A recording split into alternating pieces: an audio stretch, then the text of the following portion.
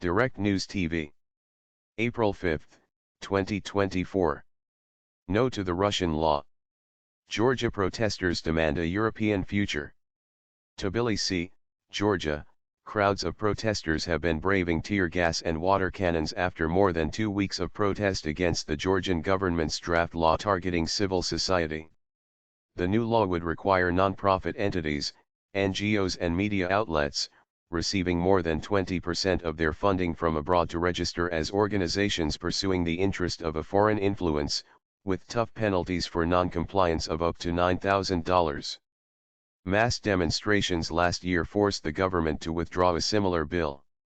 This second attempt has given renewed energy to thousands of young people, from school pupils to university students, swelling a tide of discontent.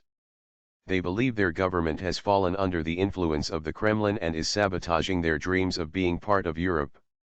Each night, the rallies have begun with the Georgian national anthem, as well as the EU's Ode to Joy. "This is where I live, where my son will live. I don't want Georgia in the enemy's hands. I want it free for everyone," fumes 25-year-old Giga. No to the Russian law, says Nutsa, 17.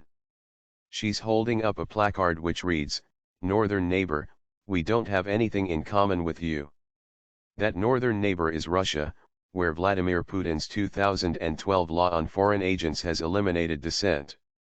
In 2022, he expanded it to require anyone receiving support from outside Russia to register and declare themselves as foreign agents. But the Georgian government has insisted its own law is similar to legislation in Western countries. The EU disagrees that the law resembles Western transparency regulations, such as EU and French planned directives and the US Foreign Agents Registration Act. Ursula von der Leyen, President of the EU Commission, warned on May 1 that Georgia was at a crossroads. Washington is alarmed. It has provided almost $6 billion in aid to Georgia since the 1990s. U.S. Ambassador to Georgia Robin Dunnigan said in a statement on May 2 that the U.S. government had invited Georgia's Prime Minister, Irakli Kobakaj, to high-level talks with the most senior leaders. According to Georgia's Ministry of Foreign Affairs later that day, that invitation was declined. Instead, Kobakaj accused the U.S. of supporting revolutionary attempts by non-governmental organizations working in the country, such as EU-funded organizations Transparency International Georgia and ISFT, which often call attention to government corruption and abuses of power. The government may fear that these organizations could influence the outcome of a general election in October in which the governing Georgian Dream, GD, party hopes to secure a majority.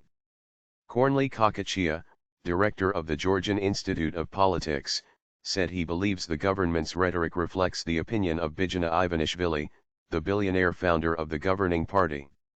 Russia's 2022 invasion of Ukraine, he adds, has changed Ivanishvili's calculus.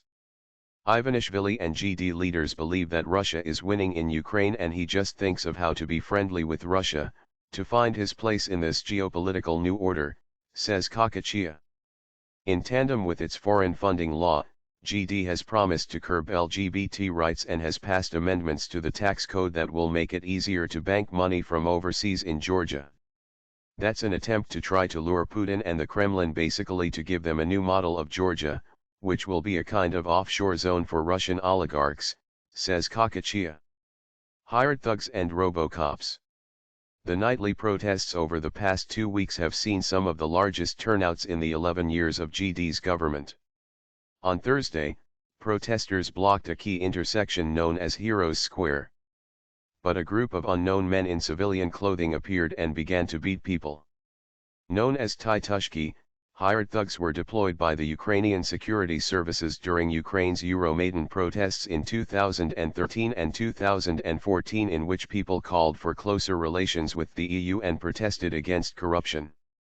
Professor Gianodia of the Caucasus Institute for Peace, Democracy and Development said the moment feels similar to Ukrainian President Yanukovych's decision a decade ago to use violence to put down protests. The feeling is that this time, Ivanishvili went too far and people have to fight. There are relatively small-scale violent crackdowns almost every day, but so far, the tide of protest didn't go down. The protests have been mostly peaceful, though some protesters have tried to enter parliament where legislators have been debating inside. Defiant men and women wave EU and Georgian flags in front of units of black body armored riot police dubbed Robocops who are armed with truncheons, mace, and shields. Other masked police officers without identification badges have been filmed punching, kicking, and dragging protesters by the hair into custody. Hardware stores have been emptied of face masks. Pepper spray and tear gas quickly incapacitate those without protection, their eyes and noses streaming from the chemicals, many of them retching or struggling to breathe. The country is heavily polarist. Mikhail Saakashvili, whose reforms did much to modernize Georgia after 2003's Rose Revolution, is serving a 6-year prison sentence. He was found guilty of abuse of power and organizing an assault on an opposition lawmaker. His party, the United National Movement, UNM, is the most powerful party in opposition, but it is deeply unpopular because of its own track record from its time in office from 2004-2012. Backsliding on democracy? Many of today's protesters do not identify with either the UNM or any other political party in opposition. MEPs have repeatedly voted on resolutions in Strasbourg and Brussels condemning GD's backsliding on democracy in recent years and its treatment of the former president.